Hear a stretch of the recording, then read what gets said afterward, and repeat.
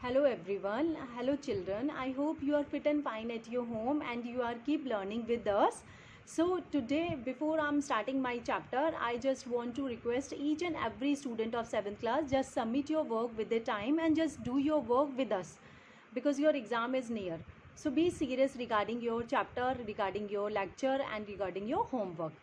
So let's start the further topic. Today I'm going to start another new chapter of history, chapter 4, that is Delhi Sultanate, the period between 1206 AD to 1526. We will cover all these historical 5 dynasties in this chapter. So without wasting time, let's get started.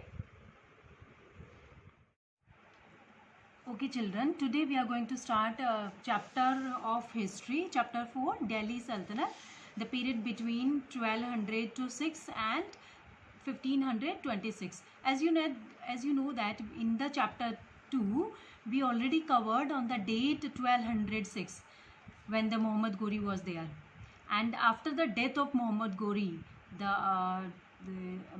his slave found the slave dynasty in the year of 1206. So here we have all those dynasties which ruled on in the central Delhi or near that particular area. And before Britishers we have Mughals. Before Mughals we have these dynasties, slave dynasty like Tughlaq, Ibrahim Lodi, and Rajia Sultan, and etc etc. Must you heard all these name. So in the 5 dynasties are there, and after the Ibrahim Lodi's death, Mughal started ruled, and after the Mughals, Aurangzeb's death, after the so many weak rulers are between them, and after the Aurangzeb, the Britishers started to rule our country.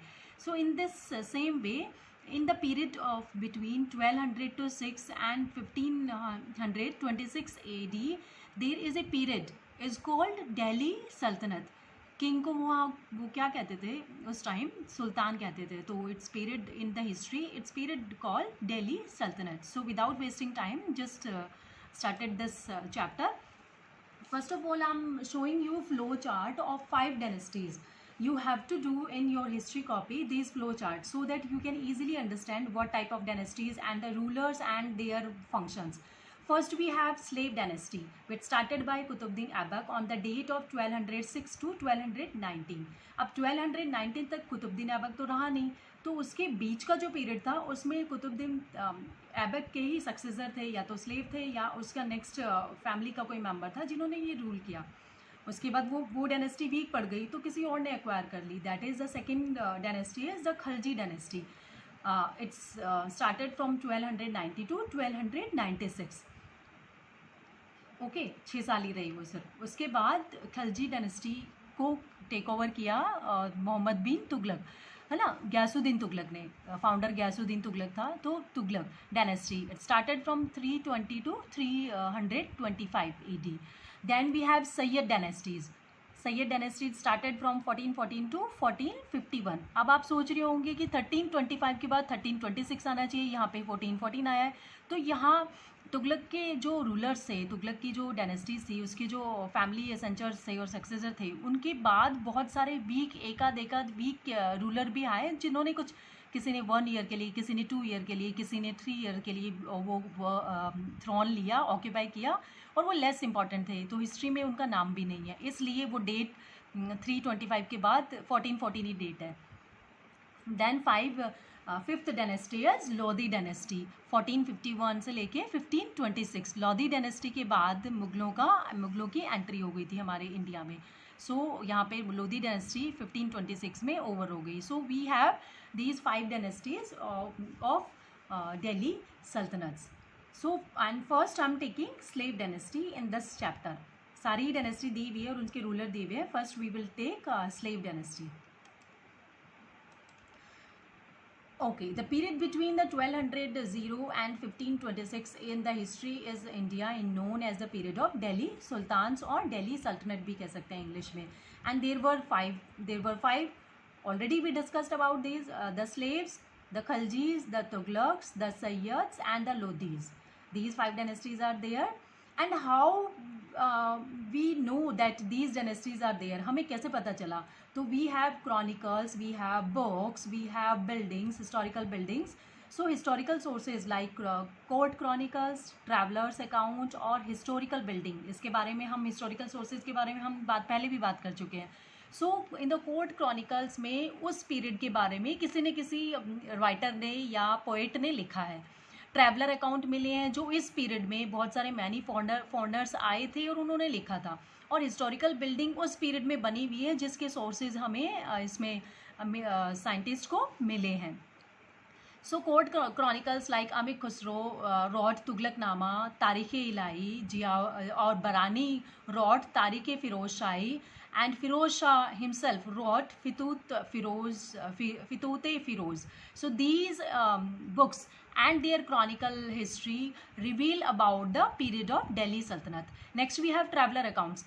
Many foreign travelers who visited India during this period on the period of 1206 to 1526 also throw a light on the personality and reign of the different sultans like Ibn Battuta, Marco Polo, Nikita Afghani. ये Ibn Battuta एक traveller था, आपने सुना होगा. Marco Polo और निकिता अफगानी जो उस time आए हमारे इंडिया में और उनके रूलर्स के बारे में और उनके प्लानिंग के बारे में लिखा. Next we have historical building of this period like Qutub Minar, Alai Darwaza, tomb of Ghiyasuddin Tughlaq and Qutub Minar and tomb of Ghiyasuddin Tughlaq. These historical buildings reveal about the Firoz Shah Kotla, Lodi tomb themselves speak the artist taste of the different Delhi sultans and the period of the particular time. So historical building also reveals so many things. I have several times told you about this. So first we have slave dynasty. After the death of Ibrahim, that Mohammad Ghori, हम second chapter में पढ़ा था हमने, मोहम्मद गोरी ने पृथ्वीराज चौहान को second battle में, तराइन के second battle में हरा के मोहम्मद गोरी ने थ्रोन ऑक्यूपाई कर लिया था. और उसने अपने गवर्नर, कौन था गवर्नर उसका, स्लेव कुतुबुद्दीन ऐबक को वहाँ अपॉइंट कर दिया इंडियन टेरिटरी में. और फिर अब मोहम्मद गोरी की डेथ के बाद कौन बना नेक्स्ट स्लेव, जो सुप्रीम पावर था उसका स्लेव कुतुबुद्दीन ऐबक, उसका स्लेव जो है उसने स्लेव डायनेस्टी रखी उसको, इसलिए वो क्योंकि वो स्लेव था उसका और उसने 1 लाख रुपए में ख़रीदा था तो उसको लाभ बख्श भी कहते हैं. तो उसने क्योंकि वो स्लेव था इसलिए उस डायनेस्टी का नाम स्लेव डायनेस्टी पड़ा या ममलुक डायनेस्टी पड़ा. तो here we have slave dynasty. It was started from 1206 to 1219 after the death of Mohammad Ghori. वो हम सेकेंड चैप्टर में पढ़ चुके हैं बेटा. So first the founder of this dynasty is Qutubuddin Aibak. He ruled from 1206 to 10 तक, 6 से लेके 10 तक ही उसने रूल किया. उसके बाद उसका कुतुबुद्दीन ऐबक का स्लेव था इल्तुतमिश, जिसने कुतुब मीनार को कंप्लीट कराया था. ये भी अपन चैप्टर 7 में कंप्लीट कर चुके हैं ओरल में. इल्तुतमिश उसका स्लेव था. उसने रूल किया 1211 से लेके 1236 तक. ये भी आपके लिए अगर आप बनाना चाहते हो फ्लो चार्ट, इल्तुतमिश को हम ओरल वाले चैप्टर में भी कंप्लीट कर चुके हैं, जिसने कुतुब मीनार कंप्लीट कराया था. स्टार्ट किया था कुतुबुद्दीन ऐबक ने और कंप्लीट कराया था इल्तुतमिश ने. Then after this he ruled from 1211 to 1236. उसके बाद 36 में इल्तुतमिश के सन थे, उसके बावजूद उसने अपना नेक्स्ट सक्सेसर बनाया रजिया सुल्तान को. रजिया सुल्तान ने 4 years वो रूल किया 1236 to 1240. Okay, and after the death of Rajia Sultan, there was a Balban of this slave dynasty. 1266 to 1286 तक बलबन ने किया. उसके बाद नेक्स्ट डायनेस्टी आ गई. अब हम उसको एक एक करके डिस्क्राइब, एक एक करके इन रूलर को पढ़ेंगे. स्लेव डायनेस्टी को हम पहले कवर करते हैं. अब आप ये सोच रहे होंगे कि 1240 के बाद 1241 आना चाहिए, तो 1266 क्यों आया है यहाँ पे? तो बेटा ये इसलिए आया है कि इस पीरियड में जब कोई उसमें थ्रोन पे कोई नहीं था, तो बहुत सारे छुटपुट राजा या कोर्टियर या छोटे मोटे छुटपुट लेस इंपॉर्टेंट रूलर्स आए जो कि हिस्ट्री नहीं बना पाए. इसलिए 1240 के बाद जो राजा थे उनका डिस्क्रिप्शन नहीं है. वो सीधा फिर बलबन था एक पावरफुल रूलर जिसने थ्रोन एक्वायर किया और रिवोल्ट को दबाया. तो वो it start from the 1266 to 1286. So first without wasting time we are reading Qutbuddin Aibak. Slave dynasty. Qutbuddin Aibak, he is known as the founder of the slave or Mamluk dynasty. Except Qutbuddin, all the other sultan of his dynasty belong to the Ilbari tribe और Turks. सब कैसे थे? Tribe के या Turkish थे कुतुबुद्दीन को छोड़ के. He suppressed the internal revolt and also faced the external invader successfully. उसने अंदर के जो कोर्टियर रिवोल्ट कर रहे थे उसको भी दबाया और बाहर से जो इन्वर्डर होते थे, मंगोलियन होती थी, ट्राइब होती थी, वो बार बार टाइम पे अटैक करती थी दिल्ली पे, उसको भी उसने दबाया। He set up an independent kingdom with its headquarter at Lahore. उसने इंडिपेंडेंट किंगडम भी सेटअप किया और हेडक्वार्टर कहाँ बनाया? लाहौर। लाहौर उस टाइम हमारे इंडिया का एक पार्ट था। He was a generous ruler and also known as Lakh Bakhsh. और लाख बख्श क्योंकि वो 1 लाख में खरीदा था इसलिए उसको लाख बख्श करा जाता था। The impact of Turkish invasion was felt in Ganga plains and Bakhtiyar Khalji raided plundered and the area of eastern Uttar Pradesh, Bihar Bengal और यहाँ पे फर्टाइल एरिया था गंगा की वजह से, वहाँ पे भी उसने बहुत सारी दौलत उसकी स्लेव कुतुबुद्दीन ऐबक ने इकट्ठी की। Qutbuddin died in the 1210। So when he fall from the horse while playing chaugan, जब चौगान खेल रहा था तो वो हॉर्स से गिर के उसकी डेथ हो गई थी 1210 में। सो और उसने क्या क्या किया, अपने उसको रूल को कंसोलिडेट किया और लाहौर में अपनी हेडक्वार्टर बनाया और 2.5 दिन का झोपड़ा कंस्ट्रक्ट करवाया मॉस्क है यहाँ पे अजमेर में, और under the supervision of Gauri के टाइम ही वो स्टार्ट कर दिया था उसने 2.5 दिन का झोपड़ा, और स्लेव डायनेस्टी को इस्टेब्लिश किया, है ना। ये हो गई कुतुबुद्दीन ऐबक की स्टोरी। ऐसा दिखता था Qutbuddin Aibak. It is a picture, historical picture of Qutbuddin Aibak. Next we have Iltutmish. Iltutmish उसी का ही स्लेव था कुतुबुद्दीन ऐबक का। Iltutmish was a slave of Qutbuddin but he soon rose a high position because of his ability. उसने काफ़ी टाइम तक वर्क किया, रूल किया, 11 से लेके 36 तक, है ना। He was a wise ruler so please his Turkish nobles by following them grant of jagir. वो वाइज था इसलिए अपने कोर्टियर को खुश करने के लिए उसने अवार्ड में जागीर देने स्टार्ट की। जागीर का मतलब होता है लैंड या टेम्पल्स या विलेज को देना, कुछ अमाउंट देना। वहाँ कैश तो चलता नहीं था तो जागीरें देते थे उस टाइम राजा। He reorganize the nobility into the select of group 40 और 40 और तुर्किश चहागानी। उसने अपने इसको 40 जो नॉबलर थे वो उसमें 40 मेंबर थे, या 40 कहलाता था या 40 कहलाता था या तुर्गान चहागानी कहलाता था, उसको रीऑर्गेनाइज किया। He won the sympathies of Muslim by getting his claim to throne approved by खलीफा। और मुस्लिम कम्युनिटी की भी उसने सिंपैथी ली क्योंकि खलीफा से अपना पद प्रूव करवाया। खलीफा एक हाई पोस्ट होती है मुस्लिम रिलीजन में। He also introduced iqta system. Iqta system land revenue से रिलेटेड है, उसने इक्ता सिस्टम स्टार्ट किया उसमें। और उसने क्या किया, ही इंट्रोड्यूस्ड सिल्वर कॉइन कॉल्ड टका और कॉपर कॉइन कॉल्ड जीतल।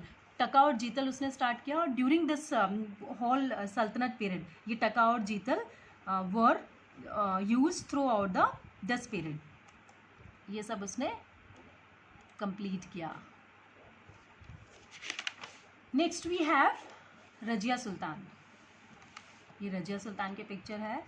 ही is generally regarded the founder of Delhi सल्तनत। It was he who first ruler choose Delhi as a centre of his power. तो उसने दिल्ली, लाहौर से दिल्ली को अपनी कैपिटल बनाया, शिफ्ट किया सेंट्रल में, और इसको डायनेस्टी को आगे बढ़ाया अपनी। Next we have Razia Sultan. ये रजिया सुल्तान है। हालांकि इल्तुतमिश के बहुत सारे सन भी थे, 3-4 सन थे, लेकिन फिर भी Iltutmish has nominated his daughter Rajia as his successor because he did not think that any of his son worthy of his throne. So he did not think sons of worthy, but his noble did not like the idea of being ruled by women। क्योंकि ये 1200 की बात है, अपन 12वीं शताब्दी में अपन imagine भी नहीं कर सकते कि कोई लड़की रूलिंग कर रही हो या लड़की कोई क्वीन हो, किसी बड़ी उसकी सल्तनत की मालिक हो ना। तो ये उस टाइम कोर्टियर जो नॉबल थे उनको भी ये पसंद नहीं था आइडिया। लेकिन जो इवन सिराज एक फेमस राइटर था, वो क्रॉनिकल था जो क्रॉनोलॉजी लिखता था, वो उसने ये कहा of the age of while admitting that she was a more able ruler than his brother से ज़्यादा कैपेबल अच्छी थी, इसलिए इल्तुतमिश ने उसको अपॉइंट किया। लेकिन बहुत सारे उसके इतने नॉबलियर भी उसके अगेंस्ट हो गए थे, कॉर्टियर भी उसके अगेंस्ट हो गए थे, और बाहर से भी आउटसाइडर भी रूलर उसके अगेंस्ट हो गए थे। तो वो 4 साल में ही उसको मार दिया गया था, वो 4 साल ही रूल कर पाई।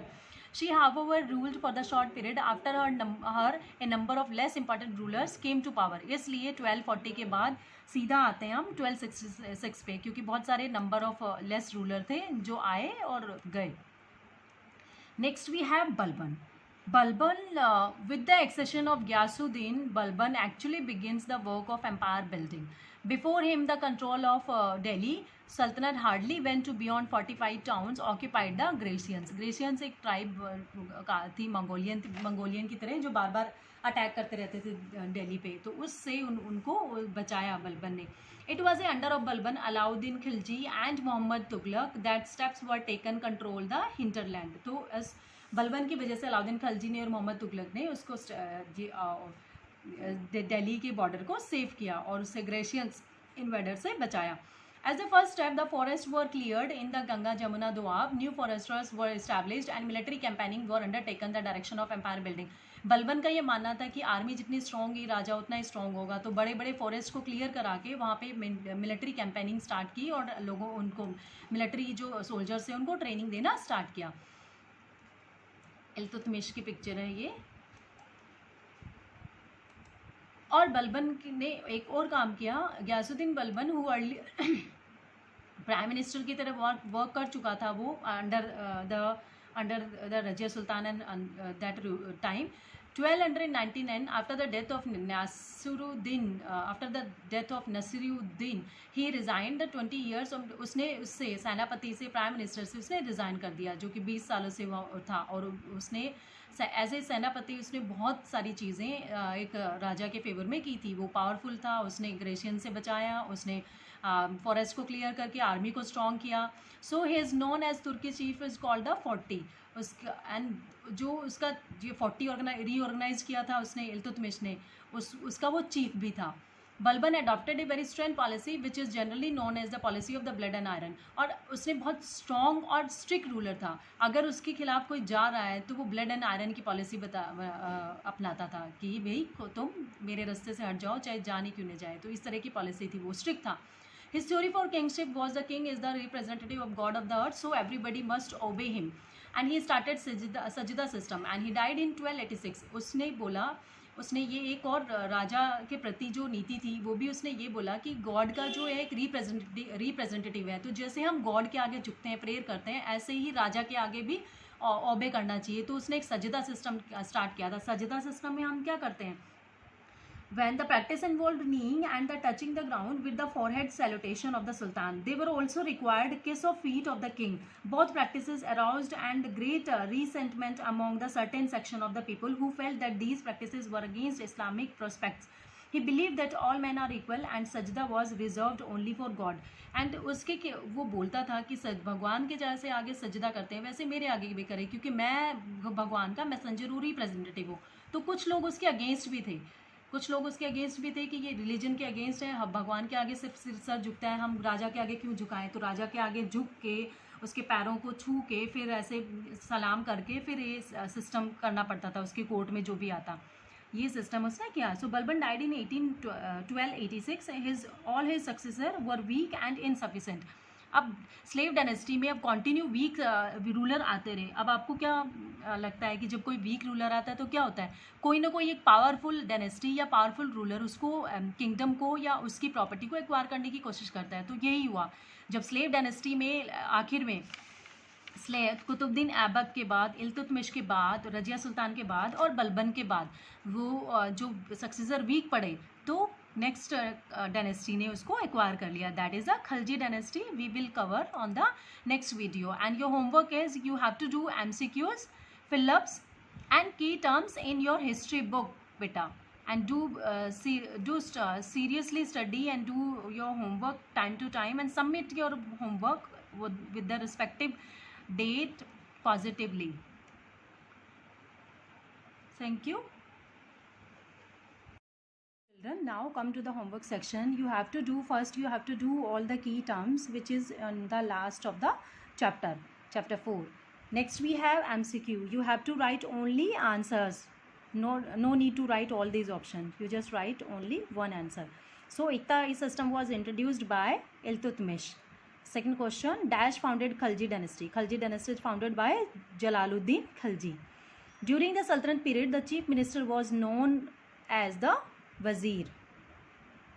The Pargana was headed by an Amil. Pargana के head को क्या कहा जाता था? Amil. And the Zakat was taxes which was paid by the Muslims. jizya by the Hindu and zakat was the Muslim. Qutubuddin Aibak was the founder of the slave or the Mamluk dynasty. Urdu में गुलाम को ममलुक कहते हैं. Iltutmish introduced silver coin known as taka and the copper coin known as the jeetal. Iltutmish nominated his daughter Rajia Sultan as his successor. And in the AD 1326, Muhammad bin Tughlaq decided to shift his capital from Delhi to Devgiri or Daulatabad. एक ही नाम है, दौलताबाद और Devgiri. And Dash formed a major resources income under the Delhi Sultanate. Land revenue. Land formed the major resources of the income under the Delhi Sultanate.